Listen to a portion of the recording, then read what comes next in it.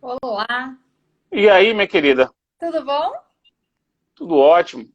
Eu esqueci de colocar aqui o tema. Eu coloquei, mas como você entrou rápido, eu esqueci de fixar. Pontualidade britânica. Pronto, agora vai. E Foi bem. aí, Tudo bem? beleza? Como é que você tá? Tô com frio aqui em Curitiba, mas tô bem.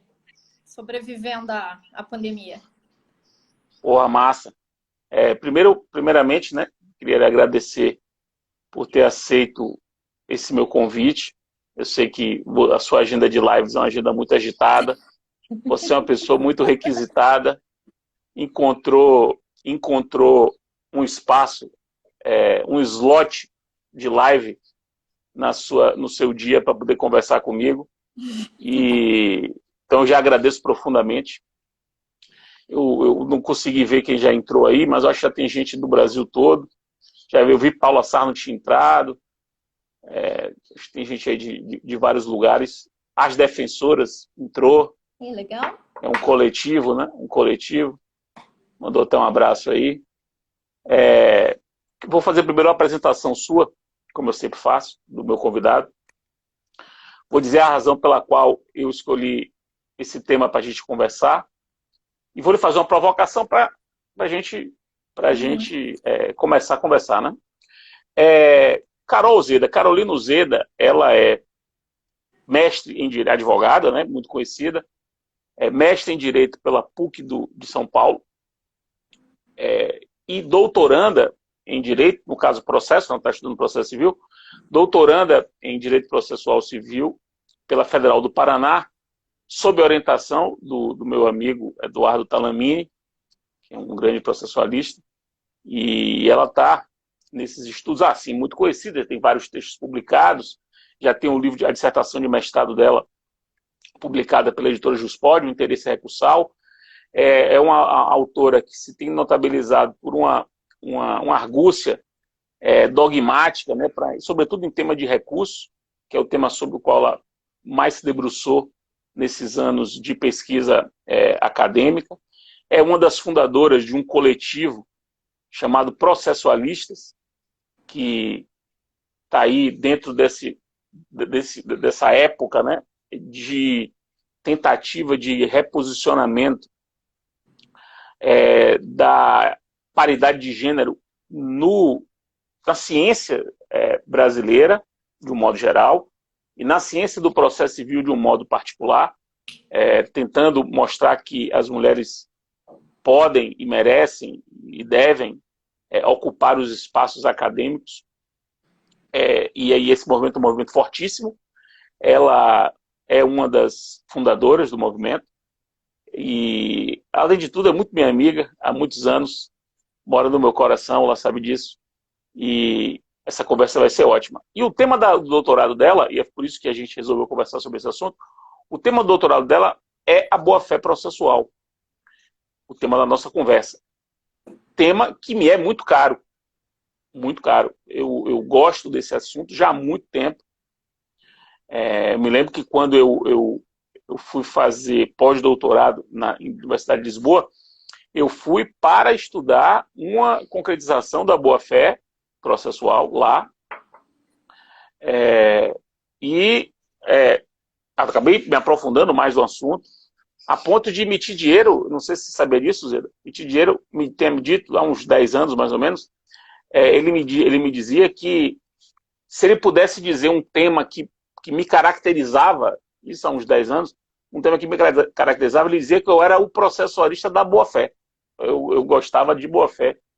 Tanto que lá atrás eu já tinha realmente estudado muito. Quando vi que você se interessou por esse tema, me entusiasmei, você sabe disso, a gente já conversou bastante sobre o assunto, e aí resolvi trazê-la para a gente bater uma ideia. E aí eu já faço uma provocação para você. É curioso quando a gente examina o CPC de 73, e não vê, pelo menos durante, eu colocaria aí, 3/4 da vigência do CPC de 73, durante 3/4, trabalhos sobre boa-fé processual por uma perspectiva normativa. Ora, você tinha estudos sobre litigância de má-fé, sobre comportamento temerário ou não, doloso ou não, mas sobre a boa-fé como norma, e todos os corolários que decorrem da boa-fé como norma, do princípio da boa-fé objetiva, não havia. Sendo que, paralelamente ao CPC de 73, foi publicado a tese de Clóvis do Couto Silva, A Obrigação como Processo, que é uma tese paralela e que trouxe no Brasil as discussões sobre boa-fé objetiva que existiam na Europa. Eu lhe pergunto, você concorda com essa minha análise? Você tem alguma explicação para ela? E pode fazer a introdução que você quiser o tema. Depois da sua introdução, a gente volta e eu faço mais perguntas. Muitíssimo obrigado, minha querida.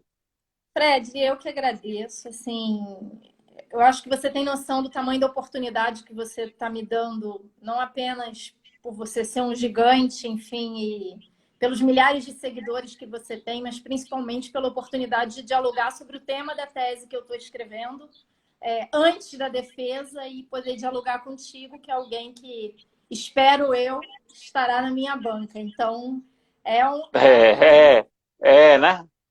Tomara. Vamos ver, né? Um orientador, né? Mas vamos contar com isso, mesmo porque, Fred, não há dúvidas que, embora muita gente tenha falado pontualmente sobre boa-fé objetiva, e aí, claro, nesse último quarto, né, de período do CPC de 73, fato é que você pavimentou o caminho. Então, não há dúvidas da sua importância no fato, principalmente de eu estar estudando esse tema, que é um tema que eu gosto de boa-fé no direito civil, e tem uma parte do seu livro lá no finalzinho que você pondera que realmente ninguém tinha atinado para isso, nem na Europa e nem no Brasil.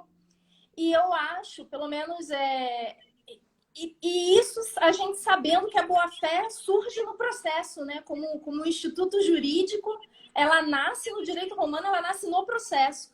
Num dado momento, ela se desapega do processo, mais ou menos quando o processo se publicizou, e ela some. E a gente vive um ambiente sem boa-fé objetiva, pelo menos agora no Brasil, normativamente, até o CPC de 2015. E isso eu acho que a gente deve atribuir, claro que é um chute, mas deve um pouco ser atribuído ao fato da gente ainda pensar o processo como um jogo, ainda pensar um processo como litígio. A gente tem processualistas hoje ainda, processualistas grandiosos, falando que é inadmissível você esperar que as partes cooperem. Então, a gente ainda tem esse resquício de imaginar o processo como um ambiente de briga, de luta, em que dois inimigos estão ali combatendo. E eu acho graça, Fred, porque e isso foi um estalo que eu tive. Eu vou dar um exemplo bem infantil, assim, como normalmente são meus exemplos, mas que demonstra, na minha opinião, a teratologia do que a gente vivia até o CPC de 2015. Você assistiu a Fantástica Fábrica de Chocolate? As duas versões, né? Pois é. Então, tem uma das crianças que o Willy Wonka, quando vai punir, a criança vai parar dentro da televisão. Lembra dessa? Eu não lembro o que a criança fez, eu tentei ver o filme para puxar isso enfim, não lembro qual foi a maldade que a criança fez. Mas, para mim, eu gosto muito de física, sempre gostei. Para mim, o processo ele é um processo físico mesmo. A gente tem um problema no plano do direito material. E aí, Romeu, desculpa.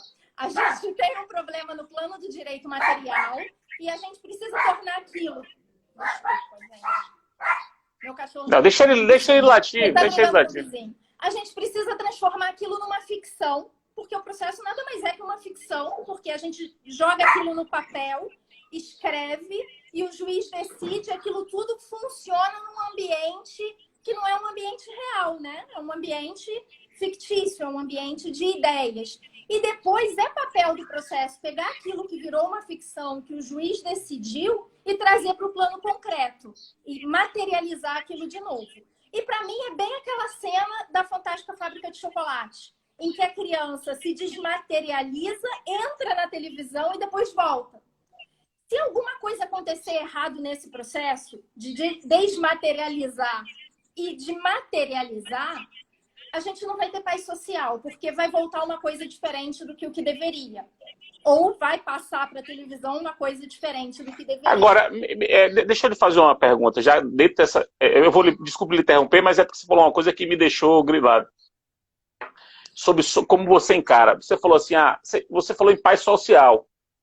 Você falou em paz social. E aí eu supus que na sua compreensão, você relaciona um pouco a exigência de comportamento de acordo com a boa-fé com paz social.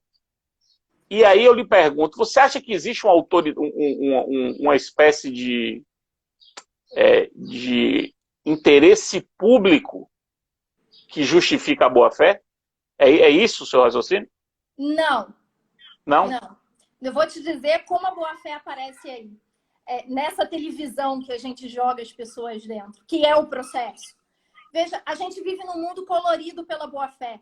Salvo melhor juízo, essa expressão da professora Judite. A boa-fé colore o mundo, atuando em espaços de lacuna e limitando um pouco o atuar da parte para poder garantir que as legítimas expectativas sejam protegidas. Para garantir, além, claro, que as pessoas ajam dentro dos padrões éticos, que as legítimas expectativas sejam protegidas. Então, a boa-fé colore aquilo que está preto e branco. A gente não pode pegar um ambiente material colorido pela boa-fé e jogar num ambiente fictício processual, na televisão, num vídeo em preto e branco.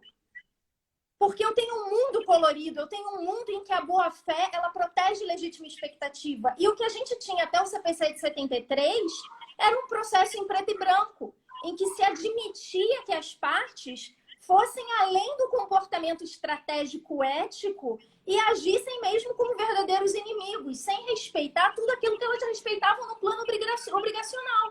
Ou que pelo menos precisavam respeitar, né?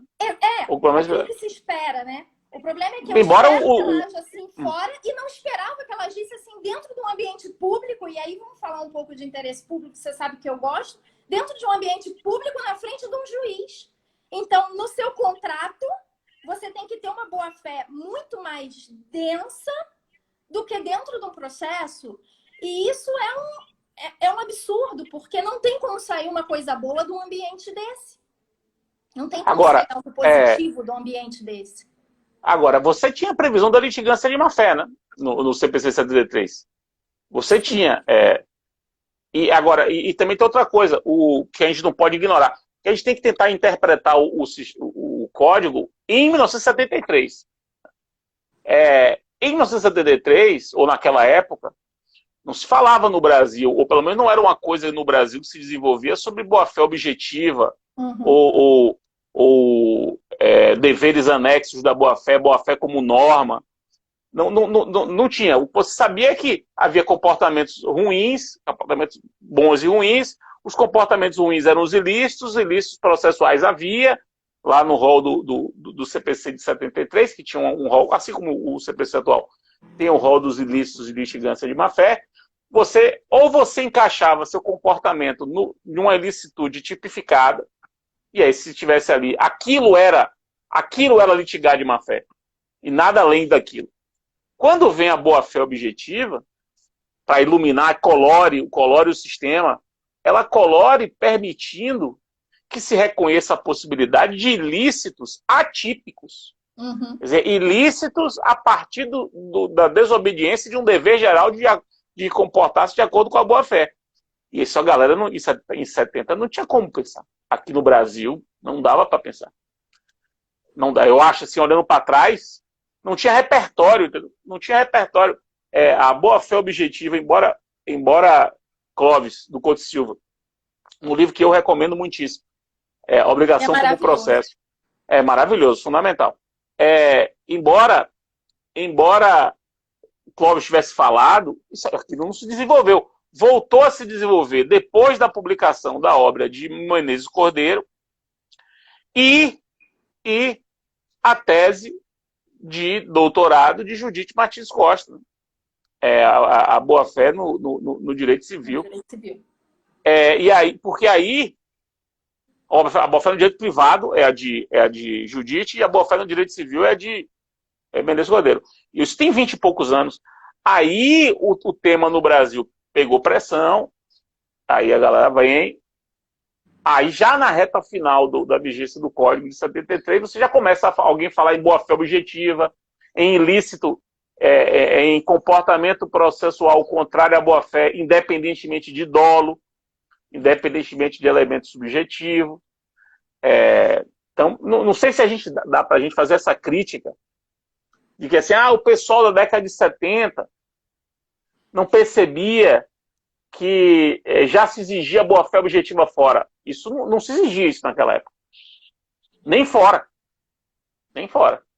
Eu acho que isso a gente pode fazer essa crítica para os processualistas, depois dos anos 90, não terem percebido isso. Porque aí sim, depois dos anos 90, a boa-fé objetiva entrou no Brasil, no direito privado e no direito público, né, com os estudos sobre comportamento contraditório, proteção da confiança, no direito público, que é uma outra dimensão da boa-fé, né? Moralidade, né? A emenda constitucional de 98, a emenda constitucional da reforma administrativa é de 98, e ela colocou lá a moralidade. E quando ela coloca a moralidade no artigo 37, acaba sendo um fundamento para falar em boa-fé nas relações entre poder, entre administração pública e Estado. Então, talvez, não sei se você concorda comigo, queria lhe ouvir, se não essa crítica não é o caso de a gente trazê-la para a década de 90 e não recuar para a década de 70. O que você acha? Tá. Sim, sem a boa-fé no direito privado, era difícil realmente a gente esperar que no processo se falasse disso. Mas veja que ainda hoje, no CPC de 2015, a gente tem processualista falando que a boa-fé é a subjetiva. Que eu tenho não, aí não dá, né? O dolo. Ainda hoje a gente tem isso. Por aquela concepção realmente de processo como jogo, como batalha, como a impossibilidade de você ter partes cooperando num processo. Como se fosse impossível também você ter partes cooperando numa obrigação, mesmo que estejam com interesses contrapostos. Então, acho que é um pouco... Claro, também a falta de repertório no âmbito do direito privado e no direito público, sem dúvida, mas acho que além disso, sim, depois a crítica fica mais severa, mas ainda hoje se defende muito essa necessidade da boa-fé ser só subjetiva, penso que um pouco em razão do histórico da gente achar que o processo ele é um ambiente que permite qualquer coisa, né? tutelar a legítima confiança, né? É um ambiente... Você conhece aquele meu argumento? Você conhece aquele meu argumento que nem na guerra você permite tudo, né? Nem na guerra, os tratados de guerra impedem que você faça qualquer coisa na guerra só porque está em guerra. E você, no processo, você vai poder fazer qualquer coisa. O que mais me impressionou nesses estudos que eu fiz à época era o movimento do garantismo processual, alguns garantistas processuais, dizendo que exigir boa-fé ou exigir comportamento em conformidade com a boa-fé é uma exigência autoritária. Quer dizer, é autoritário exigir que as partes se comportem de acordo com a boa-fé. Eu realmente acho essa reflexão muito difícil de ser compreendida se a gente exige que um soldado se comporte de acordo com a boa-fé. O que não significa exigir dele que ele não mate. Porque, veja, matar em guerra é agir de acordo com as expectativas, né? Então, eu estou na guerra, eu sei que eu posso ser assassinado pelo soldado adversário. Então, o sujeito que me mata na guerra está jogando a regra do jogo que eu já sei qual é, não me surpreende.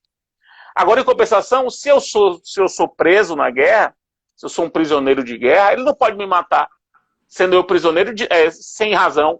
Quer dizer, preciso que haja uma razão, além do fato de eu ser prisioneiro, para que eu morra. Porque aí seria um exercício abusivo do direito de matar. Quer dizer, na guerra você tem limites éticos, no processo não vai ter? No processo, na frente do juiz. Na frente do juiz? Na frente do juiz. Muito bom argumento. Na frente do juiz.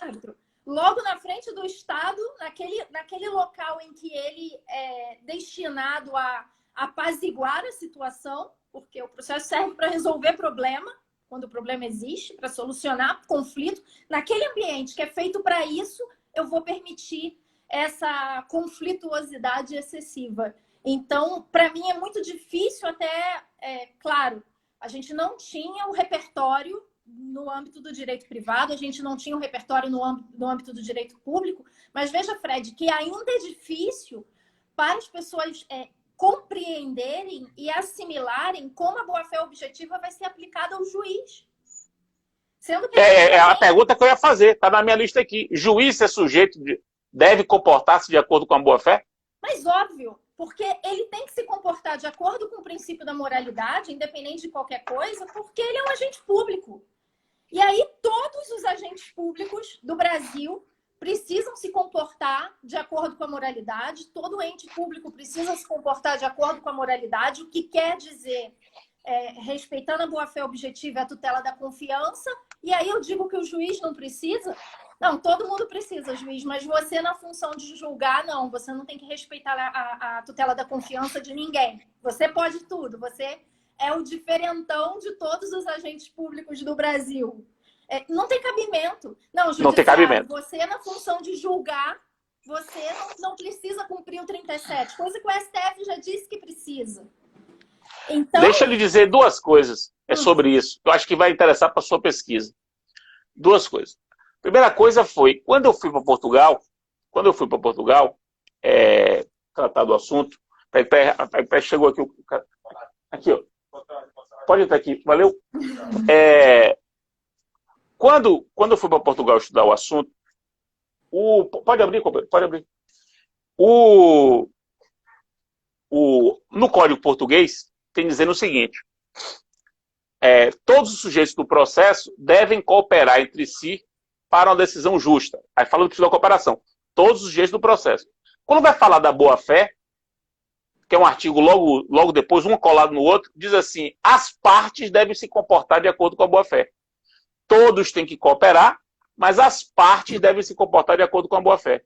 E aí eu perguntei para os portugueses, por que todos têm de cooperar e só as partes devem comportar-se de acordo com a boa-fé? Ninguém tinha feito essa pergunta para eles, e aí a resposta que eu recebi foi: deve ser porque se colocar que o juiz também tem que se comportar de acordo com a boa-fé, significaria imaginar a possibilidade de o juiz não se comportar de acordo com a boa-fé. Então, só imaginar essa possibilidade já estaria errado, seria quase que uma ofensa. Veja, primeira observação. A segunda observação é a seguinte: o artigo 8º do CPC, ele se predispõe a reproduzir uma parte do 37 da Constituição. O 37 da Constituição fala em legalidade, impessoalidade, moralidade, publicidade e eficiência. Você veja que legalidade, publicidade e eficiência estão previstos expressamente no Código. Moralidade não está no artigo 8º. Por que a moralidade não está no artigo 8º? Por quê? Vou dizer por quê. Isso é história, crônicas do CPC. Moralidade não está no artigo 8º porque está no artigo 5º. Porque o artigo 5º do CPC é o que cuida do princípio da boa-fé. Então, o princípio da boa-fé aplicado a todos os sujeitos já é a exigência, que você falou bem aí, da moralidade exigida do poder do judiciário. Isso que você falou é a razão pela qual não consta o termo moralidade no artigo 8º. Mas sabe, Fred, duas ponderações. Acho que, óbvio que a gente pressupõe que o juiz e o Ministério Público, enfim, todos vão agir de boa-fé, subjetiva. Eu não posso pressupor que ele não vai frustrar a legítima expectativa criada nas partes. E aí vem a questão da necessidade de impor também em face dele a boa-fé objetiva. Porque que ele não vai agir de má-fé, eu confio também. Ninguém acha que o juiz vai agir de má-fé. Mas frustrar a legítima expectativa pode acontecer dele frustrar. E é importante que a maneira que o código foi redigido para dizer que também é do juiz. Agora, eu tenho uma ponderação sobre essa omissão do artigo 5º, que eu particularmente acho que merecia pecar por excesso. Porque, veja, por exemplo, a professora Maria Silvia de Pietro criticou essa ausência da moralidade no artigo 8º, porque é muito difícil, e como a minha tese se propõe a fazer um diálogo entre o princípio da moralidade como fonte constitucional da boa-fé para os agentes públicos, não só o juiz, mas o MP, a própria parte, fazenda pública em juízo, está sob a tutela do 37, não de tudo que a gente concebe na boa-fé no direito privado. Ela fala, mas o legislador do CPC achou o quê? Que não precisa ter moralidade no processo? Veja que o diálogo, Fred, entre o direito privado, e eu tenho percebido isso na minha pesquisa, entre o direito privado e o direito público, entre os autores de direito privado e os autores de direito administrativo, é praticamente inexistente. A gente chega ao ponto de ter... De lá para cá, né? De lá para cá. Porque os processualistas brasileiros, pelo menos da nossa geração, dialogam bem com os publicistas. Leem os publicistas. No direito material mesmo. E também pode ser de lá para cá, porque dos nossos processualistas, da nossa geração, falo e você está na minha geração, leem direito civil, leem direito privado, não estudam execução sem conhecer obrigações, por exemplo. Mas o direito administrativo não dialoga com o civil. Pelo menos nesse... Aí concordo. Publicista e privatista, eles não se de um modo geral. Assim. Eles não... Mas a gente está no ponto de contato, né? Porque Exatamente. O processo civil ele é privado e é público. Quer dizer, ele envolve questões privadas e públicas. Pelo menos falo por mim. Eu estudo muito direito privado e estudo muito direito público. Sim. Mas isso eu percebi, e isso foi uma coisa que em alguns momentos me causou até uma certa dificuldade, porque no meu processo de elaboração da tese eu comecei estudando direito material. E aí eu fui ler boa-fé objetiva no direito administrativo e boa-fé objetiva no direito privado. Tem um autor português que particularmente fala, olha, vocês não podem misturar uma coisa, não tem nada a ver com a outra. E aí quando você vai estudar, você vê que está todo mundo dizendo a mesma coisa, com algumas peculiaridades, mas está todo mundo na mesma linha, no mesmo caminho. Concordo. Então, por que a gente vai tratar as coisas de uma maneira diferente? E essa é uma crítica, inclusive, que o professor Eduardo Bellamini fez inicialmente, quando eu comecei com essa preocupação de direito público, direito privado, que é uma zona muito complicada, mas ele, mas por que você vai falar isso se eu tenho o artigo 5º que resolve para todo mundo? Porque o direito público, o artigo 37, tem peculiaridades para a aplicação da boa-fé objetiva que devem ser consideradas. E eu cheguei nesse ponto estudando, por incrível que pareça, collateral estoppel. Quando eu fui ler sobre o tema, eu percebi que há ainda hoje uma discussão nos Estados Unidos sobre a aplicação da coisa julgada em face do governo americano. Então, eu tenho defesas do governo americano dizendo que, olha, collateral estoppel não aplica para mim, para o Estado. Porque o país é muito grande, eu posso ter uma dispersão de defesas, eu posso ter... E há essa discussão efetiva, e a Suprema Corte dos Estados Unidos já decidiu, inclusive, que o collateral estoppel, a não mutualidade, não se aplica contra o Estado. E isso me despertou para uma preocupação com tudo aquilo que eu gostaria de falar, que eu estava pretendendo inicialmente falar sobre boa-fé objetiva e vedação venire contra fatum próprio.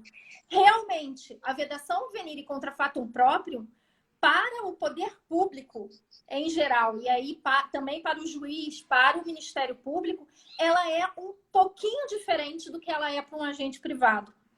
Porque eu tenho que considerar as peculiaridades do interesse público, enfim, tudo aquilo que a gente extrai que é realmente diferenciado na conduta desses agentes públicos. Então, aí eu vou me socorrer um pouco da teoria dos atos próprios e daqueles requisitos para a revogação que o direito administrativo utiliza. Trazendo assim, olha, você vai proteger a tutela da confiança. Então, juiz, você tem que proteger a legítima expectativa, mas você pode, nesse ponto que eu acho que há uma certa diferença no caminho que eu estou percorrendo, não posso dizer que eu tenho tese já, né? No seguinte sentido, olha, juiz, você tem que proteger, existe a vedação ao venire ao venire contra fatum próprio, mas você vai poder mudar de ideia. Eu não vou dizer com mais facilidade, mas em outras circunstâncias que a parte privada no processo não poderia. Duro isso aí, viu? Duro isso aí, viu, Zedinha? Já fico, eu vou fazer aqui a pré-notação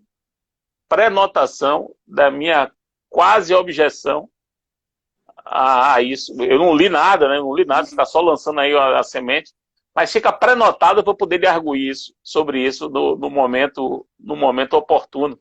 Agora, vamos desenvolver aqui. Você já imaginava. Vamos só desenvolver um ponto que eu gostaria de lhe ouvir. É o seguinte. O princípio da boa-fé, que é a boa-fé objetiva, exatamente porque ele é princípio, ele precisa ser concretizado, né? A gente precisa aprender o que significa ter de respeitar a boa-fé. Uhum. E ao longo dos anos, se tentou fazer uma consolidação das concretizações da boa-fé processual. Eu queria saber se você já pensou sobre isso, se você já tem a sua lista de concretizações do princípio da boa-fé, e se você pode falar um pouco sobre isso e tal. Então, Fred, para mim não há dúvida que aquelas 4 funções delimitadas, inclusive na obra da professora Judite, elas se aplicam integralmente ao processo. Então, eu tenho a boa-fé como fonte criativa de deveres, e aí, para mim, a cooperação decorre do princípio da boa-fé. Muito obrigado. Muito obrigado. Você vai mais ou menos nessa linha. Isso é um ponto importante. É um ponto importante que distingue meu pensamento, por exemplo, o de admitir dinheiro. Uhum. Na verdade, Fred, eu acho que a gente não precisava inovar tanto quanto a doutrina tem inovado no que concerne ao princípio da cooperação. Porque, enfim, eu tenho cooperação obrigacional e é a mesma coisa, dever de informação. Enfim, eu não vejo diferença. Claro, eu vou reler o livro do professor Mitidiero com a cautela que deve ser lido, enfim, para a gente poder dialogar na tese. Eu ainda não fiz isso, porque eu não cheguei nos processualistas ainda. Mas, para mim, não há a menor dúvida que o princípio da cooperação, na verdade, ele decorre... É um desdobramento, é um dos desdobramentos. Da função criativa de deveres da boa-fé. E aí a gente tem a vedação a comportamentos inadmissíveis, então a função corretiva da boa-fé, com vedação ao comportamento contraditório, com suprécio, eu sei que você gosta bastante do tema da suprécio, e a função hermenêutica, que essa... O abuso de direito também, né? O abuso de direito em sentido amplo também, né? Você falou suprécio, falou do venire contra facto próprio, mas o abuso de direito em sentido amplo também, né? A gente pode dizer, é possível chegar e dizer assim, hoje, qualquer abuso de direito processual, qualquer abuso de uma situação jurídica processual ativa, que você possa exercer, se você a exerce abusivamente, isso é ilícito? A gente pode dizer isso? Penso que sim. Isso é muito importante, porque a gente não tem, como no Código Civil, aquele artigo 187 do Código Civil, que cria uma cláusula geral de abuso de direito privado. A gente não tem uma regra expressa, não tem um dispositivo expresso. A gente teria que construir isso a partir do artigo 5º da boa-fé, né? Quer dizer, a exigência de boa-fé, de comportamento de acordo com a boa-fé, torna ilícito qualquer exercício abusivo de uma situação jurídica processual. É muito, muito importante isso, eu acho. Sim. O que está me pegando mais... Veja, eu ainda nem terminei essa parte inicial para ver se eu vou fazer um corte no trabalho. Mas o que eu acho que tem um potencial, Fred, que a gente pode explorar muito é a função hermenêutica da boa-fé no processo. O código aponta isso, né? Aponta isso no 322 e no 489, parágrafo 3º. Eu acho que tem muito caldo aí para, de repente, e aí vou falar à toa, assim, não parei para pensar, mas de repente... na hora de julgar toda a conduta da parte durante o processo ser avaliada e ser usada pelo juiz, que seja, enfim, como um indício. O fato de, por exemplo, outros juízes interpretarem de acordo com a boa-fé a conduta quando eles forem analisar a presença de conexão de causas ou aquelas situações em que os juízes precisam avaliar processos em que ele não tem competência, avaliar situações em que ele não tem competência.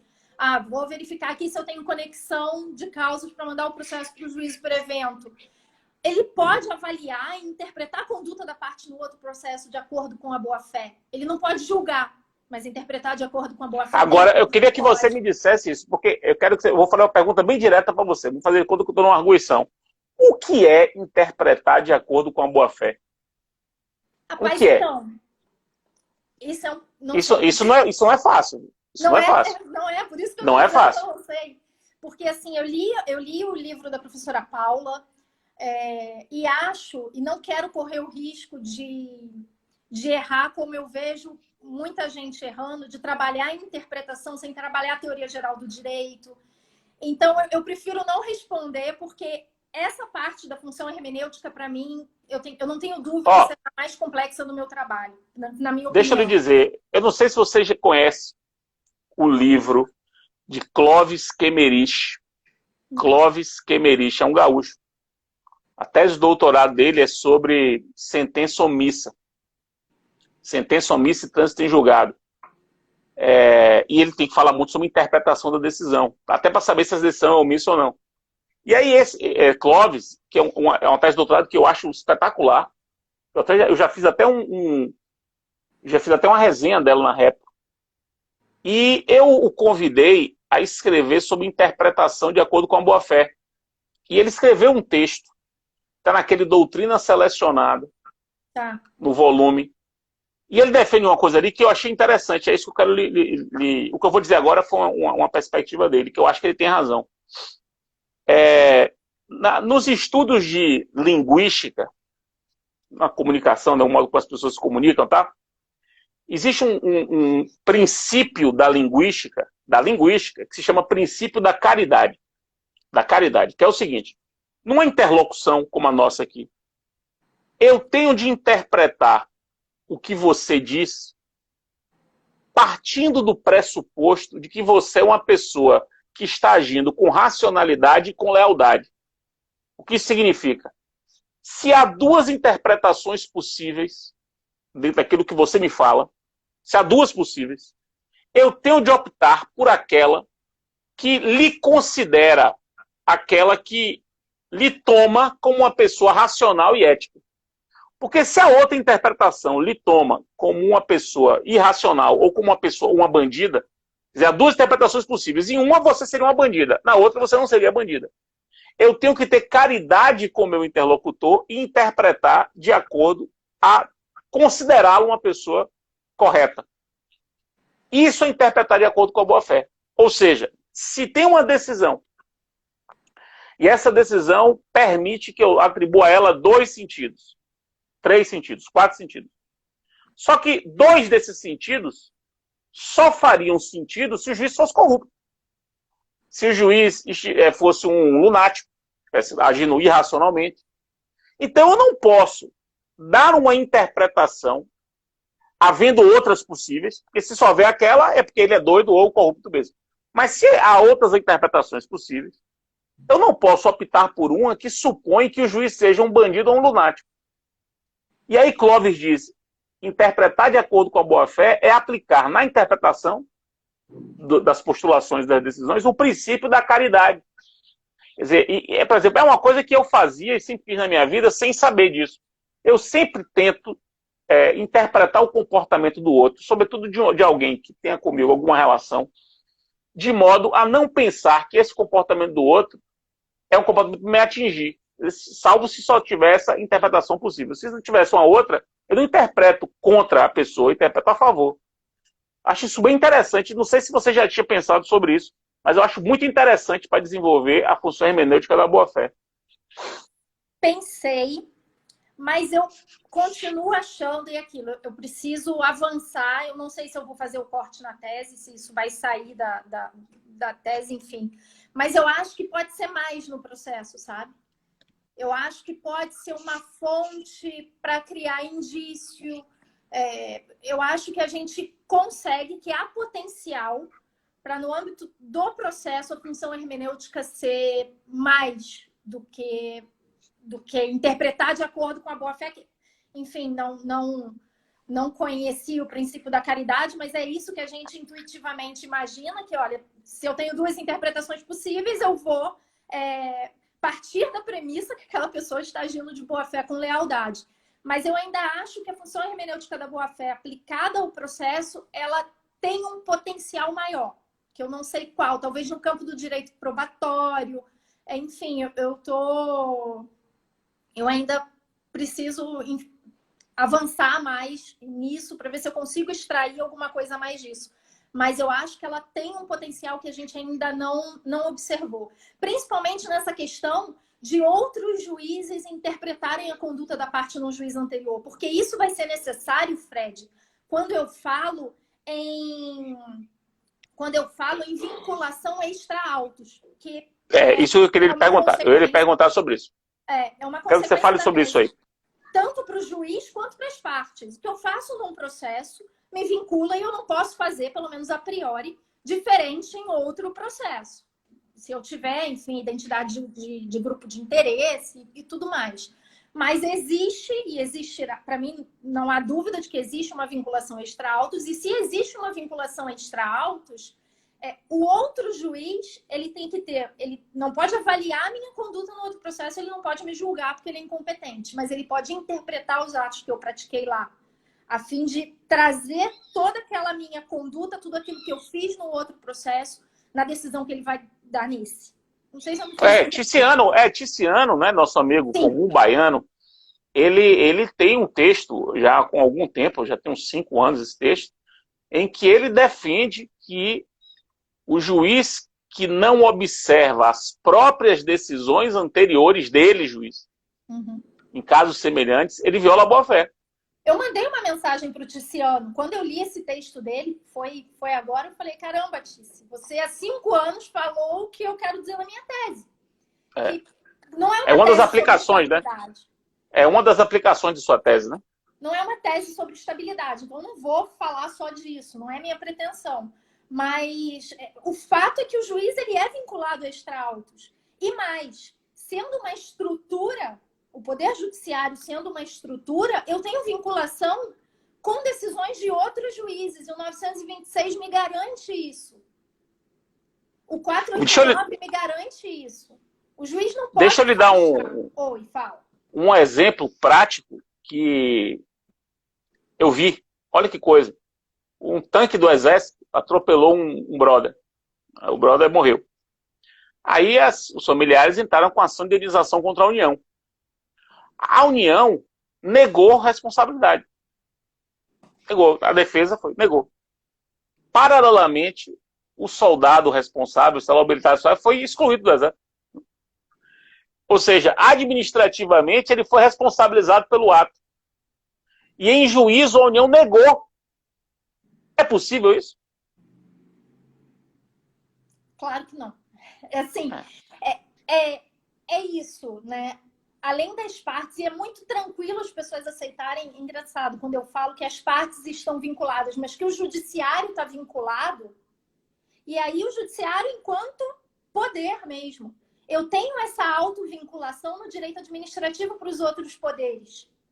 Que o direito administrativo não fala do poder judiciário quando exerce função de julgar. A gente fica num vácuo aí, porque a gente não sabe bem. Agora veio o CPC com a cooperação, mas, por exemplo, eu tenho cooperação no direito administrativo, poderes por órgãos dos poderes executivo e dos poderes legislativos, do poder legislativo e do poder executivo. Eu falo em cooperação entre órgãos e eu vim falar no processo agora com 69, que também é uma decorrência do princípio da cooperação, que também é uma decorrência da boa-fé objetiva, na minha opinião, porque é uma decorrência do princípio da moralidade. Então, a doutrina de direito administrativo faz essa relação. Olha, boa-fé objetiva aqui tem também a cooperação entre entes, entre órgãos, e a gente começou a falar disso agora. Então, eu tenho que ter também uma vinculação entre órgãos. Que o juiz da primeira vara decidiu, não pode ser diferente do que o juiz da segunda vara decidiu. Veja que se eu explicar isso para a Catarina, que tem 8 anos, que eu tenho 2 juízes e que dependendo da sala em que eu entrar, ela vai receber uma decisão diferente, ela não vai entender. Não. E o processo é para ser lógico. Sim, as coisas Agora, mas veja, aquilo, eu acho que já conversei com você sobre isso. A gente tem que ter um pouco de cuidado quando diz que o processo tem de ser lógico.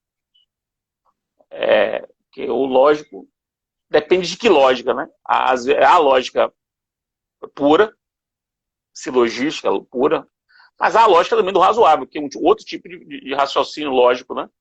Não necessária, não, lógica argumentativa, não necessariamente uma lógica pura. Mas, de todo modo, é disso que eu quero tratar. Eu quero falar de um tema que você adora. Você adora. E que é inevitável tratar dele junto com boa-fé, que é negócios processuais. Eu sei que você ama negócios processuais. Você vai ter que falar um pouco sobre isso. Quer dizer, qual é a relação? Porque qual é a importância de ter o artigo 5º, que consagra a cláusula da boa-fé processual, com o 190, que consagra a cláusula geral de negociação sobre o processo. O que, é que você tem a me dizer sobre isso? Ou não tem nada a me dizer? Vai pensar melhor? Eu tô na esperança ainda. Eu tô na esperança ainda de falar assim, olha, negócio processual não é tema da tese, então vamos deixar para outro momento.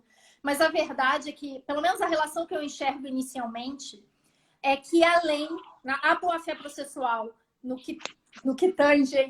Porra, não. Olha, a boa-fé processual dos negócios jurídicos processuais, ela tem mais deveres do que a boa-fé processual propriamente dita. Eu posso atrair para os negócios processuais uma série de deveres anexos que eu tenho nos negócios de direito civil que não se aplicam no processo. Então, a gente vai ter que fazer aí Por isso a minha esperança de dizer, olha, isso aqui não é tema da minha tese. Porque, na verdade, eu acho que dá uma outra tese, Fred, sinceramente, que é a aplicação de deveres anexos, deveres laterais aos negócios jurídicos processuais. Mas você acha que tem diferença? Você acha que tem diferença em relação aos deveres anexos dos negócios jurídicos de um modo geral? Eu acho que... Não sei. Não sei. É porque eu acho que não tem. Sinceramente, eu acho que não tem. É mais ou menos como a gente pensar o seguinte: teoria da interpretação do negócio processual. Precisa? Ou a interpretação do negócio jurídico já não fornece o impacto para isso? Agora, Murilo Avelino, grande Murilo, meu orientando, que está sempre nas lives batendo ponto, porque ele tem que fazer isso à medida que ele é meu orientando do doutorado, ele faz uma pergunta que pode ser uma pergunta importante para você falar. Boa-fé processual objetiva, sempre objetiva, e nulidades. Eu acho, e aí a gente vai cair naquela questão da estabilidade. E o bom é que nesse ponto, engraçado que nesse ponto muita gente já se manifestou. Talamini já falou, o Cabral já falou, você já falou dessa relação que tem. E aí, nulidade pode... O tema é muito amplo, a gente pode falar de várias coisas, mas vamos falar... Mas especificamente a relação boa-fé. Boa-fé e como... Por exemplo, boa-fé como um amortecimento ou um anteparo para invalidar. Como impeditivo, como um bloqueio para a invalidação. Ao contrário de boa-fé como um estímulo para invalidar, a boa-fé como um bloqueio. Você não pode invalidar por causa da boa-fé. Você não pode invalidar porque já criou uma legítima expectativa na outra parte de que aquilo não seria invalidado. Isso eu tenho também em teoria dos atos próprios. Às vezes um ato... Supresso do poder de invalidar. Agora, uma coisa, você fala muito da teoria dos atos próprios. Você acha, quando eu estudei esse assunto, eu fiquei com isso em mente. A impressão que eu tenho é que a teoria dos atos próprios é o desenvolvimento para o direito público do venire e contra factum próprio. Sim. Que foi criado no direito privado. Então, vale a pena, assim como o estoppel puro, é o desenvolvimento do mesmo raciocínio para o common law. Então, estoppel, teoria dos atos próprios, venire e contra factum próprio, não são, como diz aquele egípcio, até lhe passei esse texto, né? Como diz aquele egípcio, mesmo vinho em garrafas diferentes? Exatamente, concordo que é a mesma coisa, mas a gente não pode deixar de considerar as peculiaridades que envolvem a administração pública, E aí, falando administração pública em sentido lato, para incluir o juiz aí toda vez que eu falar, porque eu coloco todo mundo no mesmo bloco, né? Todos os filhos do artigo 37 estão ali juntos. E eu tenho peculiaridades. Então, sim, é uma vedação ao comportamento contraditório. Ela tem a relação com a tutela da confiança. Então, às vezes, mesmo que possa revogar o ato não vai ser revogado, porque eu vou proteger a confiança. Mas eu tenho a questão do interesse público e da possibilidade de mudança de entendimento conforme o interesse público. E aí tem uma maleabilidade maior. Então, eu, agente privado, eu vou poder mudar de opinião porque eu vi que um órgão hierarquicamente superior na empresa decide diferente de mim? Não vou. Mas eu, juiz, posso mudar de opinião se eu perceber que a jurisprudência consolidada do tribunal se formou em outro sentido? Talvez sim, se for nas hipóteses em que eu posso decidir de forma diferente. Aí que tá. E é importante que a gente deixe isso claro. A boa-fé ela vai agir num ambiente em que não há preclusão. Num ambiente em que o juiz pode decidir de jeito diferente. Nesse ambiente que ele pode decidir de jeito diferente, para que ele faça isso... Boa-fé, não entendi essa parte final. Boa-fé, repita aí, por favor, eu não entendi essa parte final. A boa-fé ela vai colorir o ambiente em que eu não tenho uma estabilidade já pré-estabelecida. Então, situações em que o juiz pode agir de forma contraditória. Por exemplo, uma tutela provisória, que ele pode mudar de ideia. Mas isso não é contraditória. Mas aí não dá para você dizer que é contraditório. Aí você não dá para dizer que é contraditório. Revogar... Agir contraditoriamente. O agir... Vamos botar assim, situações em que ele pode mudar de ideia. Legitimamente. Sim. Mudar de ideia não é agir contraditoriamente. Mas se eu mudo de ideia, eu estou contradizendo o que eu disse antes. Não a contradição ilícita, Fred. Eu não estou falando da contradição ilícita. Eu não estou falando do venire contra fato próprio. Mas há situações em que eu posso mudar de ideia. Esse é o ponto. Eu posso redirecionar o meu comportamento legitimamente. Exatamente. Mas aí não é proteção de boa-fé. Se eu posso se eu já poderia redirecionar, não pode nem se falar em expectativa legítima a ser protegida.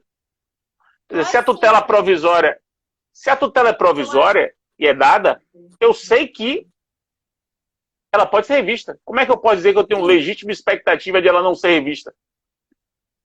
Mas eu tenho legítima expectativa para que ela seja revista, o juiz especifique o motivo pela qual ela foi revista. Sim. Aí então, sim. Mas eu não preciso falar de boa-fé. Mas eu não preciso falar de boa-fé. É exigência de motivação. Mas, nesse caso da tutela provisória, a gente salva com motivação. No caso de uma nulidade que pode ser conhecida a qualquer tempo, de repente só a motivação não é suficiente. Não, aí não dá. Aí tudo bem. Agora, olha só, estamos na reta final. Passou rápido, né? Coisa alguma porra para falar. Eu já tinha mais coisa para lhe perguntar, então eu quero que você faça uma consideração final. Despeça dessa galera aí, todo mundo que assistiu. Pô, a gente acabou fazendo o pôr do sol, né? Foi exatamente o tempo de o sol se pôr aqui atrás, mas ficou bom. E o Bayern deu 8-2 no Barcelona. 8-2. Enquanto ele está conversando aqui, gol do Bayern o tempo todo aqui durante a nossa conversa. Foi excelente, muito bom. Muitíssimo obrigado. Essa live vai para o YouTube. Hoje ainda, daqui a pouco está no YouTube, lá no meu canal do YouTube. Quem não conhece, conheça. Quem não sabe, eu tive que mudar meu perfil do Instagram 2 semanas, fui hackeado 2 vezes, esse é meu perfil novo. Os seguidores de Carol que não me seguiam, que passaram por aqui, me sigam lá também. E quem não seguia Carol e estava me seguindo, segue Carol também nesse endereço que está aí em cima para vocês. Carolzinha, foi uma satisfação vê-la aqui.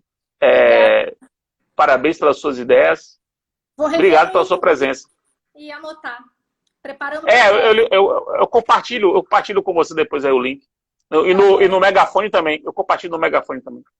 Valeu, Fred. Se despeça aí. Obrigada. Mandem mensagem com as críticas, porque estou escrevendo o trabalho. Posso mudar de ideia. Estou com essa possibilidade ainda, né? Vai que... Obrigada pela audiência, pessoal. Tchau. Beleza. Ó, Clóvis Kemerich. Clóvis Kemerich com K. Perguntaram aí. É o da sentença omissa. Clóvis eu vou Kemerich com procurar K. Beijo. Show, gente. Tchau. Beijo. Tchau.